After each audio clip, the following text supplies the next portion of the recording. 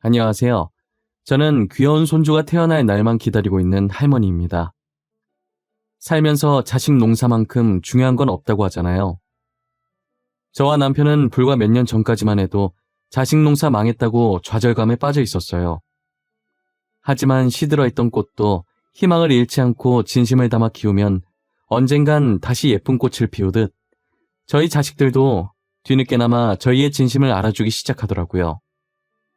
저와 자식 간에 있었던 일을 이야기하리라고는 생각을 해본 적이 없었는데 그래도 제 이야기를 통해 누군가에겐 힘이 되었으면 하는 마음에 사연을 보내게 되었습니다. 제게는 티 없이 맑고 순수하며 가족밖에 모르는 바보 같은 남편이 있어요. 저와 남편은 장애인센터에 봉사로 갔다가 우연히 만나 남들과 똑같이 연애를 하고 결혼했어요. 겉모습과 하는 행동을 보면 다른 사람들과 별반 다를 게 없지만 딱 하나 보통 사람들과 다른 점이 있었죠. 그건 바로 남편의 어눌한 말투인데요. 저희 남편은 약간의 언어장애가 있지만 소통하는 데에는 전혀 문제가 없었어요. 말을 오래 하면 살짝 어눌한 게 티가 나긴 하는데 아무 말 안 하고 있으면 비장애인들과 다를 게 없었어요. 겉모습만 보면 비장애인과 구분이 안 가는 남편도 사회생활을 하며 많이 차별을 당했더라고요. 일을 못하는 것도 아니었는데 단지 말투가 살짝 어눌하다는 이유로 무시를 당했었어요. 그래서 누구보다 장애인의 아픔을 잘 이해하고 봉사를 하면서 자신보다 더 몸이 불편한 장애인들을 돌봐줬어요. 저도 같이 봉사를 다니면서 남편을 통해 많은 것을 배웠죠. 몸이 조금 불편하다는 것뿐이지 장애인도 곧 같은 사람인데 감정이 없는 게 아닐 거잖아요. 저희처럼 맛있다, 이쁘다, 좋다, 슬프다 이런 감정들을 다 느낄 거 아니에요. 가끔 장애인을 바라보는 사람들의 시선이 장애인은 우리랑 달리 감정 같은 건 전혀 못 느끼는 사람으로 보는 것 같다는 생각이 종종 들었어요. 그렇지 않고서야 어떻게 그들을 비웃고 무시할 수 있겠어요? 언젠간 장애인에 대한 인식이 바뀌었으면 좋겠고 지금보다 복지도 좋아져야 한다는 생각에 저부터라도 바뀌어보자라는 마음에 봉사도 많이 하고 기부도 종종 해왔던 것 같아요. 남편은 이런 생각하고 또 실천하려고 노력하는 사람 극히 드물다고 제게 엄지척을 날려주더라고요. 칭찬받으니 괜시리 기분이 좋고 더 열심히 하고 싶은 생각이 들었어요. 남편과 저는 봉사하면서 이야기도 많이 나누고 또 따로 만나면서 장애인들을 위해 우리가 할 수 있는 것들이 뭐가 있나 알아보면서 자연스럽게 친해지게 되었어요. 저는 남편과 그렇게 오래 말하면서 불편하다는 생각이 하나도 안 들었어요. 말투가 남들과 달리 아주 살짝 어눌하긴 하지만 의사소통이 안 되는 것도 아니고 남편이 제게 하고자 하는 말 다 할 수 있고 제가 남편에게 하는 말도 다 알아듣고 이해하니까요. 그리고 약자를 배려하고 아이들을 좋아하고 맑고 순수한 마음이 너무 예뻐 보였어요. 장애인이든 비장애인이든 상관없이 오로지 순수한 마음 하나만으로 제 마음을 빼앗아 갔어요. 제가 결혼하고 싶은 사람이 생겼다고 부모님께 남편을 소개했을 때 솔직히 반대하실 줄 알았어요. 저희 부모님들이 가부장적인 성격이라 꽉 막혀 계신 분들이라고 생각했거든요. 그런데 남편을 보자마자 그동안 얼마나 고생을 많이 했겠냐고 안아주시는 거예요. 저를 워낙 엄하게 키우셔서 부모님께 그런 면이 있었는지 살면서 처음 알게 되었어요. 부모님은 못난 딸 잘 부탁한다며 안고 있던 남편을 쳐다봤는데 남편이 울고 있는 거예요. 이렇게 쉽게 울어서 딸을 믿고 맡길 수 있겠냐며 웃으시니까 남편은 바로 옷소매로 눈물을 훔치더니 눈물 참으려고 눈을 부릅뜨더라고요. 그 모습에 저와 부모님이 얼마나 웃었는지 몰라요. 그렇게 예상보다 쉽게 결혼 허락을 받았고 상견례 후 결혼 날짜를 잡았어요. 역시 청첩장을 받은 친구들의 반응은 왜 그런 남자를 만나냐는 반응뿐이더라고요. 소문으로 들은 친구들한테도 같은 내용의 문자가 날라왔었어요. 저는 그런 문자들을 받을 때마다 대답할 가치를 못 느껴서 답을 안 했죠. 그래도 제 결혼을 진심으로 응원해주는 친구들도 많았어요. 대단하다면서 자기들은 감히 그런 엄도 안 났을 것 같은데 저 보고 많이 배운다고 하면서요. 처음엔 비꼬는 건가 싶을 수 있었는데 정말 제게 한 말이 빈말은 아니었는지 그 뒤로 정말 장애인 봉사도 다녀오고 간간히 기부도 하고 그러더라고요. 가끔은 저랑 저희 남편과 같이 장애인 봉사를 간 적도 있어요. 저로 인해 조금씩 바뀌는 친구들을 볼 때마다 괜히 뿌듯해지더라고요. 저는 지나가는 사람들이 전부 다 알 정도로 그렇게 유명한 화가는 아니었지만 제 그림을 찾는 마니아층이 탄탄하게 있어서 밥벌이를 하고도 남는 화가였어요. 원래 집이랑 작업실을 분리했었는데 작업실 가기 전 준비하는 시간이 너무 아깝더라고요. 그래서 이번에 결혼하면서 신혼집을 작업실 겸해서 조금 큰 2층 집으로 장만을 했어요. 1층은 온전히 저희 가족 생활하는 공간으로 활용했고 2층은 제 작업실 겸 남편 작업실로 만들었어요. 남편은 당장 작업할 게 없었지만 혹시나 나중에 하고자 하는 일이 생기면 쓰라고 만들어 놨었어요. 하지만 아이들이 태어나면서 남편은 육아를 하느라 바빴고 남편의 작업실은 아이들의 놀이터가 되었죠. 집이 곧 작업실이다 보니 아들 셋을 낳고도 육아에 문제될 게 전혀 없더라고요. 제가 작업할 땐 남편이 봐주고 작업이 끝나면 제가 아이들을 보고 남편을 쉬게 했어요. 남편과 붙어있는 시간이 더 길어서 아이들이 어찌나 남편을 좋아하던지 질투가 날 때도 있었어요. 하지만 그건 세상에 대해 아무것도 모를 순수했던 어릴 때의 이야기고 아이들의 머리가 클수록 말이 어눌한 남편을 멀리하기 시작하더라고요.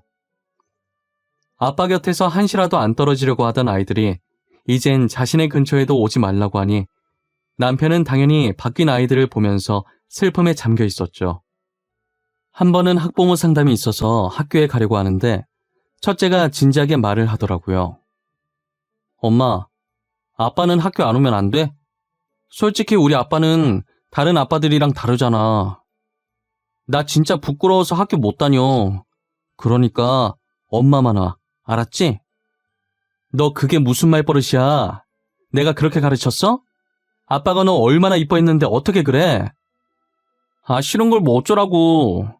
나 아빠가 말 더듬는 거 싫어. 그냥 말을 안 했으면 좋겠어. 가만히라도 있으면 괜찮은데 가서 말할 거 아니야. 누가 듣기라도 하면 어떡해.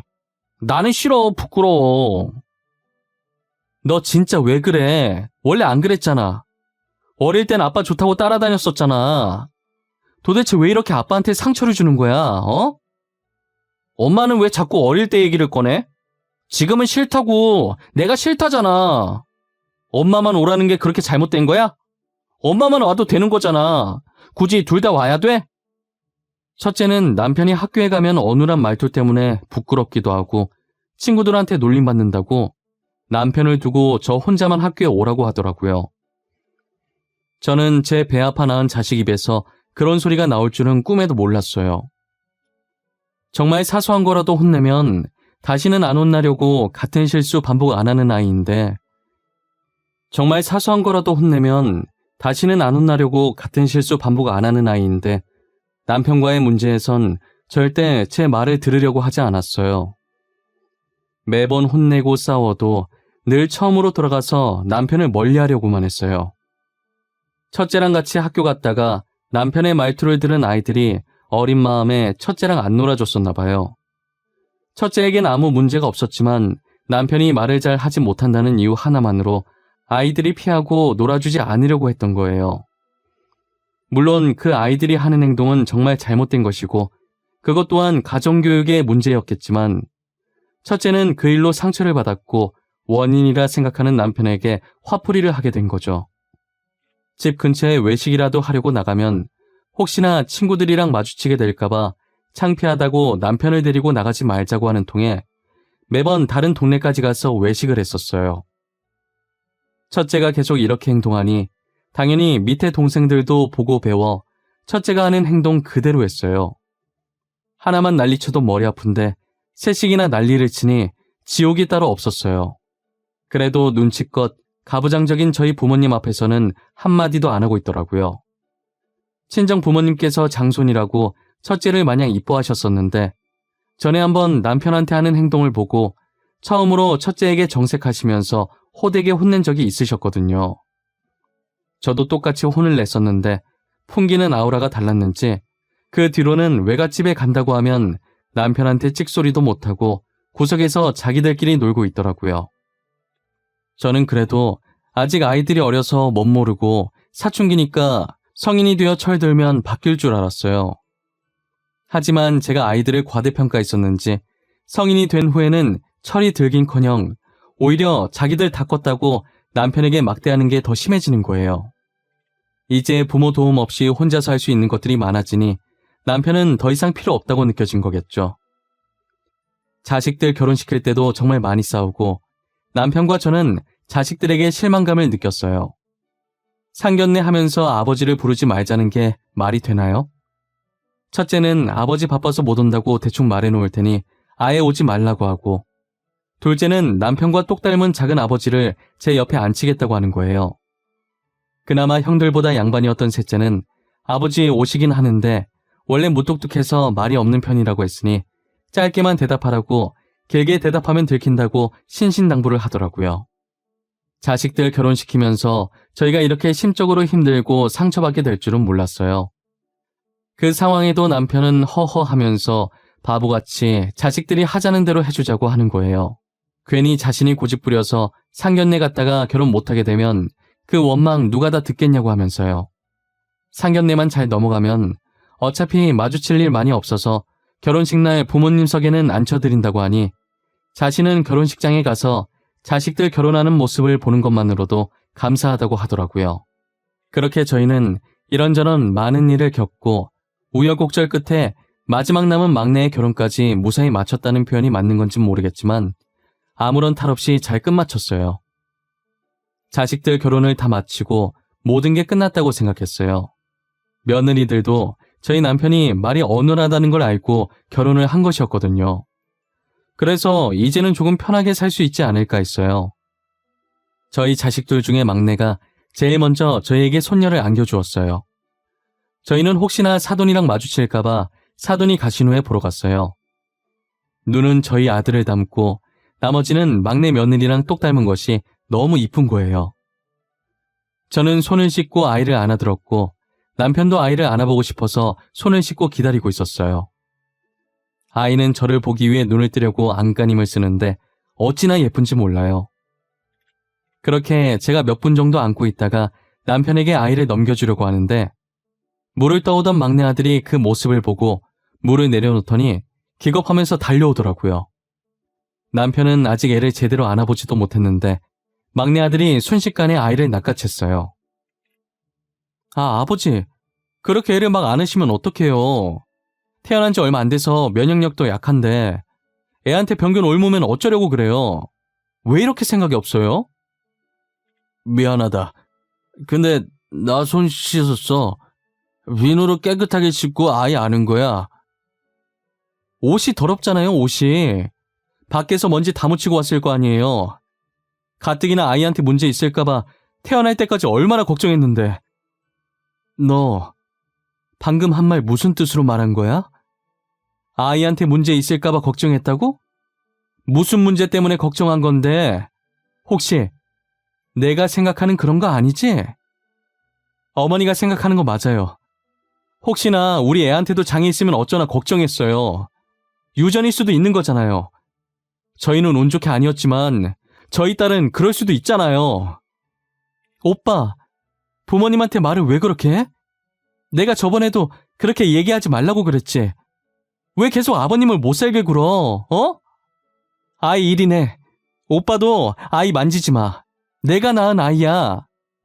막내 아들이 하는 얘기를 들으면서 얼굴이 점점 붉어지던 막내 며느리는 결국 못 참고 한 소리를 한 뒤 막내 아들에게 안겨있던 아이를 뺏어 들었어요. 남편에게 사과하기 전까진 아이 못 만지게 할 거라고 하니 어쩔 수 없이 사과를 하더라고요. 진심이라는 건 눈꽃만큼도 찾아볼 수 없는 사과였지만요. 그래도 저희는 막내 며느리 덕분에 손녀를 마음껏 볼 수 있었어요. 막내 며느리가 매일같이 저희 집에 놀러와 저희에게 손녀를 보여주었거든요. 그러다 한 번은 막내 며느리가 짐을 싸서 저희 집으로 온 거예요. 아니, 아가, 이게 무슨 짐들이야? 너 혹시 지혁이랑 싸운 거야? 그래서 짐 나온 거니? 그래? 내 말이 맞아? 저 당분간만 어머님, 아버님이랑 지내도 될까요? 저 오빠 버릇 고칠 때까지 집에 안 들어가려고요. 아이도 오빠한테 맡기고 왔어요. 도대체 무슨 일인데 그래? 아이까지 두고 올 정도로 심하게 싸운 거야? 무슨 일로 싸웠는지 나한테 말해봐. 들어보고 내가 도울 수 있는 일이면 도와줄게. 오빠가 아이 데리고 여기 오는 거 싫어하는 거예요. 저는 같이 아이 봐주셔서 좋은데. 그래서 화나서 당분간 나가 있겠다고 혼자서 애 잘 키워보라고 하고 나와버렸어요. 그래서 그렇게 짐 바리바리 싸들고 여기로 찾아온 거야? 혹시 매일 와서 그런 건가? 그럼 일주일에 한 번 오겠다고 말 잘해보지 그랬어. 그게 사실 아버님이랑 아이랑 같이 있는 걸 안 좋아해서요. 자꾸 이상한 소리 하면서 아버님이 아이 못 만지게 하라고 하잖아요. 그래서 짜증나서 싸웠어요. 막내 아들은 막내 며느리가 아이를 데리고 저희 집에 가는 것에 불만을 품었어요. 정확히는 저희 남편이 아이를 만질까봐 난리 법석이었던 거죠. 마치 남편을 손만 닿아도 병에 걸리는 전염병 환자 취급을 하고 있더라고요. 도대체 나이를 얼마나 더 먹어야 정신을 차릴까 싶었어요. 막내 며느리는 그동안 아이 보느라 지쳤었는데 휴가라고 생각하고 여기서 쉬겠다고 하더라고요. 저는 아무 생각하지 말고 편하게 있고 싶은 만큼 있다가 가라고 했어요. 집에 며느리가 있는 거랑 없는 게 차이가 꽤 크더라고요. 어찌나 친딸처럼 살갑게 저희를 대하던지 이래서 딸을 낳아야 하는구나 싶었다니까요. 아무래도 며느리가 제 친딸은 아니니 어느 정도 벽이 있기 마련인데 막내 며느리는 전혀 없었어요. 혼자 장 보러 가려는데 괜찮다고 해도 계속 같이 가겠다며 옆에 붙어서 쫑알쫑알 말동무도 해주고 짐 많으니까 자기가 더 무거운 짐 들겠다고 제가 계산하고 있을 때 먼저 짐 들고 저만치 가 있더라고요. 막내 며느리 하나 집에 들어왔을 뿐인데 남편과 둘이 살 때와는 완전 다른 분위기였어요. 막내 며느리는 부모님께서 조부모님을 모시고 살고 계셔서 어릴 때 조부모님과 함께 지냈다고 하더라고요. 어릴 때 할머니, 할아버지와 함께 살아서 그런가 어른 공경할 줄 알고 기본이 되어 있는 아이였어요. 막내 며느리 얘기를 듣는데 우리 아들들도 친정 부모님께 맡겼다면 막내 며느리처럼 남편도 잘 챙겨주고 올바르게 잘 자라주지 않았을까 하는 생각이 잠깐 들었어요. 막내 며느리랑 같이 지내면서 저와 남편을 친부모님처럼 챙기는 모습에 저런 아이가 제 친딸이었으면 얼마나 좋았겠나 싶었던 적이 한두 번이 아니었죠. 그런데 무슨 바람이 불었는지 막내 아들도 짐을 싸서 저희 집으로 들어오겠다고 하더라고요. 조만간 자기 집에 있던 가구들도 올 건데 여기 있는 거 오래된 거라 버리고 자기 집에서 쓰던 것들 얼마 안 된 것들이니 그걸로 갈아치우자고 하면서요. 달라진 막내 아들을 보고 며느리는 웃고 있었고 남편과 저는 당황해하고 있었어요. 너 갑자기 뭐야? 며느리 데리러 온 게 아니라 우리랑 여기에 같이 살겠다고? 너가? 우리랑? 왜? 언제는 네 딸 만지는 것도 싫어하더니? 그동안 죄송했어요. 집사람이 그러고 간 뒤로 많이 생각했어요. 그동안 제가 두 분께 상처만 준 것 같더라고요. 정말 반성 많이 했어요. 어머님, 저희 여기서 살아도 되죠? 오빠도 살고 싶다잖아요. 저는 어머님이랑 아버님이랑 같이 사는 거 너무너무 좋아요. 나와 네 아버지는 상관없는데 너네가 불편하지 않겠니? 둘이 화해한 것 같은데 그냥 둘이서 재미나게 살지 그래. 우리는 괜찮아. 에이, 뭐가 불편해요. 저희는 하나도 안 불편해요. 오빠도 결혼 전까진 여기서 살았는데 불편할 게 뭐 있겠어요. 그리고 저는 이렇게 같이 사는 게 더 재밌어요. 막내 며느리는 제게 팔짱을 끼면서 같이 살게 해달라고 애교를 부리더라고요.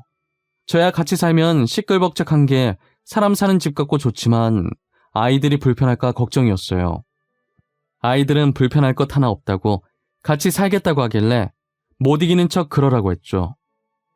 도대체 막내 며느리가 어떻게 꼬등인 건지 모르겠지만 막내 아들이 많이 달라졌더라고요. 아직은 어색하지만 먼저 남편에게 다가가서 과일 건네고 목욕탕도 같이 가는 거예요. 달라진 아들의 모습에 놀라서 막내 며느리를 쳐다보면 아무 말 없이 웃으면서 어깨를 으쓱 하더라고요. 제가 다른 건 몰라도 며느리 하나는 정말 잘 뒀다는 생각을 했어요. 다른 아들들과 며느리들은 명절이나 특별한 일 아니면 연락도 안 하는데 막내 며느리는 스스로 시댁살이를 자처하니 어찌 안 이뻐할 수 있겠어요. 그렇게 막내 아들 내외랑 지내다 명절이 다가와 삼형제의 내외가 모이게 되었어요. 첫째와 둘째는 달라진 막내 아들을 보고 비아냥거리기 바쁘더라고요. 지혁이 말이야, 언제부터 저렇게 아버지를 챙겼다고 난리래? 아버지 뒷공무니만 쫓아다니네. 벌써부터 유산 노리고 저러는 건가? 에이, 설마. 근데 아버지 유산이랄 게 있나? 어머니 유산이면 몰라도 지혁이 아예 집도 정리하고 여기서 산다며. 진짜 아버지 우리 몰래 숨겨놓은 재산 있는 거 아니야? 그렇지 않고서야 저렇게 챙길 필요가 있어? 같이 아버지 무시할 땐 언제고 이제 와서 왜 저래? 이놈들아, 제발 철 좀 들어라. 너넨 언제 철 들려고 이러냐? 형이라는 놈들이 동생 욕을 해서 쓰겠어? 동생 좀 보고 배워. 뒤에서 동생 욕한다고 바쁜 한심한 아들들 머리를 숟가락으로 가볍게 쳤어요. 제가 자신들 옆에서 밤을 숟가락으로 퍼먹고 있자 서로 눈짓을 하더니 제 옆에 바짝 붙어서는 혹시 남편에게 숨겨진 재산이 있냐고 묻는 거예요. 아무래도 막내가 돈 냄새 맡고 저러는 것 같다고 하면서요. 남편한테 막대하는 것도 모자라서 막내를 돈밖에 모르는 속물로 만드는 게 너무 괘씸하더라고요. 그래서 먹고 있던 숟가락으로 다시 한번 아들들 머리를 내려쳤어요. 이번엔 힘 좀 실어서 내려치니 아팠는지 머리를 감싸주더라고요. 저는 주제를 바꿔보려고 손자 얘기를 하기 시작했어요. 너네는 언제 애 낳으려고 그러냐? 다 늙어서 낳을래? 너네 지금 결혼한 지가 언제야? 너는 6년, 너는 4년 됐지 않았니? 그러다 노산으로 애 낳기 힘들어진다. 낳을 거면 빨리 낳아. 아, 나도 낳고 싶어. 낳고 싶다고. 지금 누구 때문에 못 낳고 있는데. 우리라고 뭐 이러고 싶어서 이러는 줄 알아? 맞아. 우리도 아들, 딸 낳고 싶은데 무서워서 못 낳고 있는 거야. 엄마는 잘 알지도 못하면서 우리한테 그래? 무섭긴 뭐가 무서워. 애는 여자가 낳지. 네가 낳아? 막내 봐라. 막내는 벌써 낳아서 지금 애가 저만큼 컸다. 그러니까 쟤는 장이 하나 할까봐 겁나지도 않나. 어떻게 낳을 생각을 했지? 나는 진짜 우리 애도 장이 있을까봐 못 낳겠던데. 우리는 운 좋게 건강하게 태어났지만 한 대 걸려서 우리 애가 장애 있으면 어떡해. 우리 집사람도 엄청 걱정해.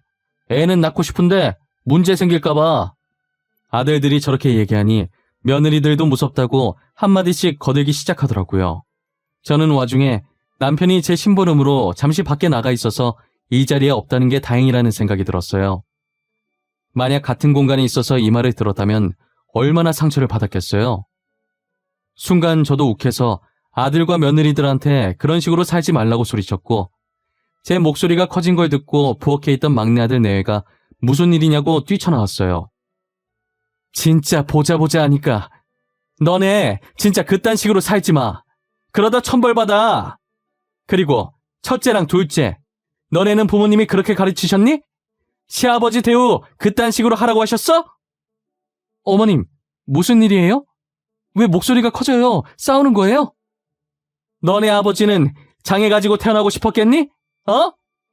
내가 그동안 아직은 어려서 그렇겠지. 성인이어도 아비가 안 되어봐서 아비 마음을 모르겠지 하면서 그냥 넘겼어. 근데 정도가 심하지 않니? 우리는 걱정도 못해. 솔직히 우리가 틀린 말 한 것도 아니잖아. 우리 몸에 아버지 유전자 있으니까 우리 자식이 장애아로 태어날 가능성이 있는 거 맞잖아. 큰아주머님, 말을 왜 그렇게 해요? 키워준 아버지한테 그렇게밖에 말 못해요? 저희 할아버지도 장애인이셨어요. 근데 저희 아빠도 저도 비장애인이고 제 딸도 비장애인이에요. 막내 며느리는 첫째 아들 말에 들고 있던 뒤집개를 바닥에 던지면서 소리쳤어요. 갑작스러운 막내 며느리의 고백에 다들 놀란 듯 막내 며느리만 쳐다보고 아무 말도 못하더라고요. 그리고 울분을 토하듯 지금은 우리가 비장애인이지만 우리라고 장애인 안 될 줄 아냐고 당장이라도 사고 잘못 나면 장애인 될 수 있는 거라고 주먹을 쥐면서 소리 질렀어요. 서열로 보나 나이로 보나 막내인 셋째 며느리가 자신들에게 삿대질하면서 소리를 질러도 맞는 말뿐이니 첫째, 둘째 아들 내외들이 아무 말도 못하더라고요. 저는 조용히 방 안으로 들어가 서랍 구석에 박혀있던 수첩들을 꺼내서 아들들 앞에 던져놨어요. 아들들은 제가 던진 수첩을 들더니 저를 쳐다보길래 한번 열어보라고 했어요. 수첩들 표지엔 아들들의 이름이 적혀 있었고 그 속엔 남편의 글씨로 빼곡히 가득 차 있었어요. 그 수첩엔 아들들이 태어난 직후부터 성인이 되어 결혼할 때까지의 육아일기가 적혀 있었어요. 저도 안 썼던 육아일기를 남편이 하루도 빼놓지 않고 써내려갔었죠. 남편은 어느 정도 컸을 때 한 일기장에 다 같이 적어도 됐을 텐데 꼭 한 사람씩 따로 일기를 적었어요. 육아일기를 보고 있으면 남편이 얼마나 자식들을 아껴왔는지 볼 수 있었어요. 늘 자신에게 모진말을 하던 못난 아들들이지만 부모가 아니면 누가 자식의 투정을 받아주겠냐며 그렇게 남편은 자기 가슴이 멍들고 있는 줄도 모르고 항상 아들들 생각뿐이었어요. 첫째와 둘째 아들은 수첩을 읽어 내려가며 조용히 눈물을 흘렸어요. 그리고 다른 공책을 꺼내서 아들들에게 건넸어요. 거기엔 아들들이 그동안 남편에게 어떻게 했는지가 적혀있는 제 일기장이었어요. 아들들이 모진말을 할 때마다 그 말들이 자신을 강하게 만들어준다며 그냥 웃어넘기던 남편의 모습이 담겨있는 일기장이었어요. 그동안 자신들이 뭐라고 말했는지 남편에게 어떤 상처를 줬는지 적혀있는 제 일기장을 보고 조용히 눈물만 흘리던 아들들은 제 일기장을 보며 오열하기 시작하더라고요. 아들들이 모진말을 뱉는 와중에도 아이들이 자신을 너무 사랑해서 그런 거라고 더 강해져서 이 세상을 버티라는 뜻이라며 위안하는 남편의 모습에 오열을 하는 거예요. 뒤늦게 들어온 남편은 아들들이 오열하고 있자 놀라서 달려오더라고요. 왜 우냐면서 무슨 일이냐고 제게 묻다가 바닥에 널브러진 수첩들을 쳐다봤어요. 아니, 애들 왜 울고 있어? 무슨 일 있었어? 이 수첩, 내 수첩 아니야? 이게 왜 여기 나와 있어? 아버지, 죄송해요. 그동안 정말 죄송했어요. 철없던 저희를 용서해 주세요. 저희는 아버지 마음도 모르고 정말 죄송해요. 저희는 지금까지 가슴에 대못 박는 말만 했는데 아버지는 한 번도 저희 원망 안 하시고 정말 죄송해요. 아버지, 저희가 잘못했어요. 용서해 주세요. 용서할 게 뭐 있어? 내 자식들인데. 나는 너희들 미워했던 적 단 한 번도 없었어. 그러니까 너네는 용서 구할 일 없었던 거야. 나한테 죄송할 필요 없어. 너네 덕분에 나도 많이 성장했어. 고마워. 오히려 자신을 성장시켜줘서 고맙다는 남편의 말에 아들들은 대성통곡을 했어요. 남편은 미소 짓더니 괜찮다고 울고 싶을 땐 울라고 하면서 우는 아들들을 안아주었어요. 며느리들도 눈치를 보다가 머뭇거리면서 남편에게 죄송하다고 하더라고요. 결국 며느리들도 눈물을 흘리고 저희 집은 명절 음식 만들다 울음바다가 되었어요. 명절이 지나고 평소에 한 번도 연락 안 왔던 아들들에게 하루에 2번씩 전화가 오더라고요. 오전엔 아침은 먹었는지, 오늘 뭐 할 건지, 저녁엔 저녁은 먹었는지, 오늘 뭐 했는지, 이렇게 2번씩 꼬박꼬박 저희 안부를 묻곤 했어요. 아들이 전화 오면 뒤엔 며느리들한테 안부 전화가 왔어요. 그리고 얼마 지나지 않아서 첫째 며느리가 임신을 했더라고요. 둘째 며느리도 임신하려고 열심히 준비하고 있다고 하고요. 요즘은 아들과 며느리가 효도 대결이라도 하는 듯 번갈아가며 전화가 오고 있어요. 확실히 예전보다 저희 집 방문하는 횟수가 많아졌고요. 남편과 제가 20년 넘게 기다려온 행복이 이렇게 찾아오네요. 오랜 시간이 걸렸지만 오래 걸린 만큼 저희의 행복도 길게 갔으면 좋겠어요. 저와 남편은 요즘 장손 맞을 준비하느라 바빠요. 아직 태어나려면 2달 정도 남았지만 첫째 며느리가 저와 남편을 데리고 아기용품 사러 다니느라 바쁘네요. 저희를 이렇게 잘 챙겨주는 모습을 보니 아들들과 며느리들에게 너무 고마워요. 제 긴 이야기는 여기서 끝내보려고 합니다. 지금까지 들어주셔서 감사하고 제 사연을 들으시고 부모님이 생각나셨다면 당장 전화해서 사랑한다고 말해보는 게 어떨까 싶네요.